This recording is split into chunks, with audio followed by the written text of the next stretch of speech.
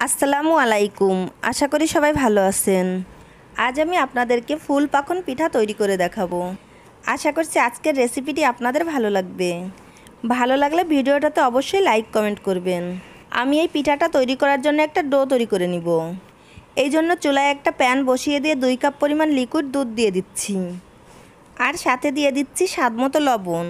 এবার হাই হিটে জাল করে পানিতে যখন বলক আসবে তখন দিয়ে দিব 2 কাপ ময়দা। ময়দা দেওয়ার সাথে সাথে এটাকে নাড়তে হবে। নাড়তে নাড়তে 1 মিনিট পর চুলাকে অফ করে দিব, তা না হলে কিন্তু নিচ থেকে পুড়ে যেতে পারে। নেড়ে যখন ময়দা ভালো করে মেশানো হয়ে যাবে তখন এটাকে 5 মিনিটের জন্য রেস্টে রেখে দিব। 5 মিনিট পর একটা ছড়ানো প্লেটে আমি এটা নিয়ে নিচ্ছি। তারপর এই ডোটাকে খুব ভালো করে মথে নিতে হবে, আর অবশ্যই এই কাজটা হালকা গরম অবস্থায় করতে হবে। ডোটা যদি ঠান্ডা হয়ে যায় তাহলে এটা ভালো করে মথে নেওয়া যাবে না। কিছুক্ষণ মথে নেওয়ার পর এর মধ্যে আমি ডিম দিয়ে দিব। আমি একটা ডিমকে কাঁটা চামচ দিয়ে ফেটিয়ে এর মধ্যে দিয়ে দিব। তারপর খুব ভালো করে মথে নিব। ডিম দেওয়ার পর এই ডোটা কিছুটা নরম হয়ে যাবে। এই পর্যায়ে আমি 1 টেবিল চামচ ঘি দিয়ে দিব।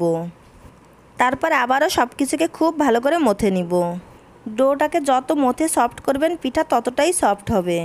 কিছুক্ষণ এভাবে মথে নিলে এর আঠালো ভাবটা চলে যাবে, আর খুব সুন্দর একটা সফট ডো তৈরি হয়ে যাবে। আমি প্রায় 10 মিনিটের মতো এই ডোটাকে মথে নিয়েছি। দেখে নিশ্চয়ই বুঝতে পারছেন এটা কতটা সফট হয়েছে। এখন আমি এই ডোটা থেকে ছোট ছোট লেচি কেটে নিব। এবার এখান থেকে একটা লেচি নিয়ে গোল বলের মতো করে ছাঁচের মধ্যে দিয়ে প্রেস করলেই পিঠা তৈরি হয়ে যাবে। আর এই ছাঁচে হালকা তেল ব্রাশ করে নেবেন, এতে করে পিঠাটা খুব সহজেই ছাঁচ থেকে বের করা যাবে। আমি আপনাদের আরেকটা পিঠা তৈরি করে দেখাচ্ছি। আমি এভাবে সবগুলো পিঠা তৈরি করে নিব।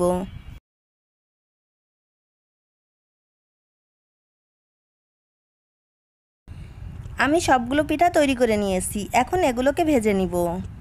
পিঠা ভাজার জন্য একটা ফ্রাই প্যানে পর্যাপ্ত পরিমাণে তেল দিয়ে দিচ্ছি, আর এই পিঠাগুলো কিন্তু ডুবো তেলেই ভাজতে হবে। তেল গরম হলে আমি একে একে পিঠাগুলো দিয়ে দিব। চুলার আঁচকে মিডিয়ামে রেখে পিঠাগুলোকে আমি লাল করে ভেজে নিব। কিছুক্ষণ ভাজার পর দেখা যাবে পিঠাগুলো ফুলে উঠেছে। এই পর্যায়ে পিঠাগুলোকে উল্টিয়ে দিতে হবে। বারবার উল্টে পাল্টে যখন পিঠার কালার চেঞ্জ হয়ে যাবে তখন আমি তেল ঝরিয়ে পিঠাগুলো তুলে নিব। একইভাবে আমি সবগুলো পিঠা ভেজে নিব। দেখতেই পাচ্ছেন পিঠার কালারটা কত সুন্দর হয়েছে, আর এই পিঠাগুলো খেতেও অনেক টেস্টি। এই পিঠাগুলোকে ঠান্ডা করে একটা এয়ারটাইট বক্সে 1 মাসের মতো সংরক্ষণ করতে পারবেন। আমি আপনাদের একটা পিঠা ভেঙে দেখাচ্ছি এর ভেতরটা কেমন হয়েছে।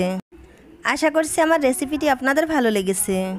ভালো লাগলে বাসায় অবশ্যই একবার ট্রাই করবেন। আজ বিদায় নিচ্ছি। সবাই খুব ভালো থাকবেন। আমার এবং আমার ফ্যামিলির জন্য দোয়া করবেন। আল্লাহ হাফেজ।